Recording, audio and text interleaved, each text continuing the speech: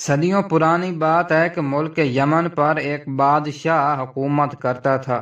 ملک میں امن و امان تھا اور رعایا پر بھی کسی قسم کا کوئی ٹیکس نہیں تھا۔ ہر طرف خوشحالی تھی، جس کی وجہ سے درباری اور مشیر بادشاہ کو الٹی سیدھی باتیں بتاتے رہتے تھے۔ ان سب کا ٹارگٹ اکثر وزیر ہوتا تھا۔ اسی طرح کئی وزیر رسوا ہوئے اور کئی وزیروں کو بادشاہ نے مروا دیا، جس کی وجہ سے درباری اور مشیر خود کو طاقتور سمجھنے لگے تھے۔ ایک دن بادشاہ نے ایک نیا وزیر مقرر کیا اور اس وزیر کو چند دنوں میں پتہ چل گیا کہ دربار میں حاسدی ٹولہ بہت خطرناک ہے، اور وہ وزیر ان کی طرف سے محتاط رہنے لگا۔ وہ انہیں ذرا برابر بھی اہمیت نہ دیتا تھا، جس کی وجہ سے وہ اس کے خلاف ہو گئے۔ ایک دن ایک درباری نے بادشاہ کے کان میں کچھ کہا۔ درباری کی بات سننے کے بعد بادشاہ نے ایک بکری منگوائی اور وزیر سے کہا کہ یہ بکری لے جاؤ اور 1 ماہ بعد اس کا وزن اتنا ہی ہونا چاہیے۔ اسے خوراک بھی ہماری طرف سے دی جائے گی۔ یہ سن کر وزیر پریشان ہو گیا اور حاسدی ٹولہ بغلیں بجانے لگا۔ وزیر بکری لے کر اپنے گھر چلا گیا اور سوچ بچار کرنے لگا۔ آخرکار ایک ترکیب اس کے ذہن میں آ گئی اور وہ اس پر عمل کرنے لگ گیا۔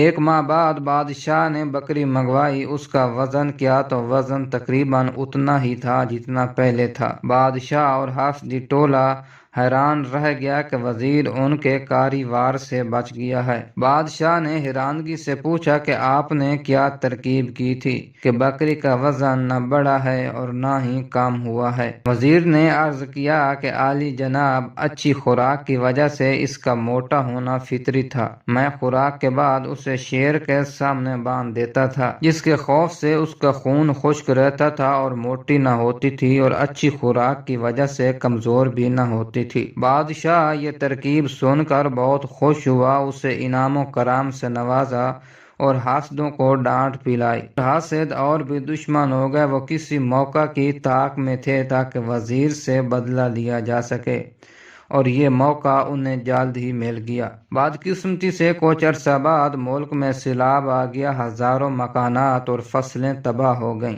بادشاہ نے وزیر کی ڈیوٹی لگائی کہ عوام کی داد رسی کی جائے۔ وزیر نے فی کس دینار کے علاوہ قرضے بھی دیے، اور قرضے دیتے وقت وہ ان کے کانوں میں کچھ کہتا بھی تھا۔ حاسدوں نے پتہ لگوا لیا کہ وزیر کیا کہہ رہا تھا۔ کچھ سادہ لو افراد نے بتایا کہ وزیر کہہ رہا تھا کہ قرض بادشاہ کی وفات کے بعد وصول کیا جائے گا۔ بس اتنا سننا تھا کہ حاسد بادشاہ کے پاس جا پہنچے اور بڑھا چڑھا کر بیان کیا۔ یہ سن کر بادشاہ کو سخت غصہ آ گیا۔ اس نے فوراً وزیر کو حاضر ہونے کا حکم دیا اور کہا کہ میں نے سنا ہے کہ تم میرے مرنے کا انتظار کر رہے ہو اور اس کے بعد دولت اکٹھی کرو گے۔ اس پر وزیر نے سر جھکاتے ہوئے کہا، بادشاہ سلامت، آپ نے ٹھیک سنا ہے، میں نے یہی کہا ہے، مگر میری نیت مال اکٹھا کرنا نہیں تھی۔ بادشاہ نے پوچھا، پھر تمہاری نیت کیا تھی؟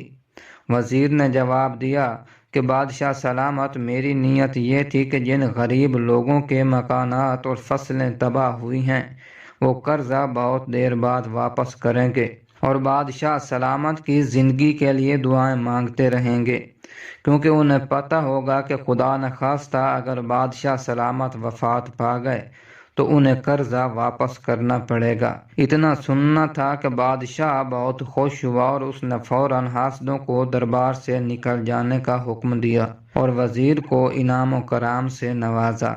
پھر درباریوں کی طرف دیکھتے ہوئے بادشاہ نے کہا، ان حاسدوں کے کہنے پر اگر وزیر کو سزا دے دیتا تو زندگی بھر مجھے افسوس رہتا۔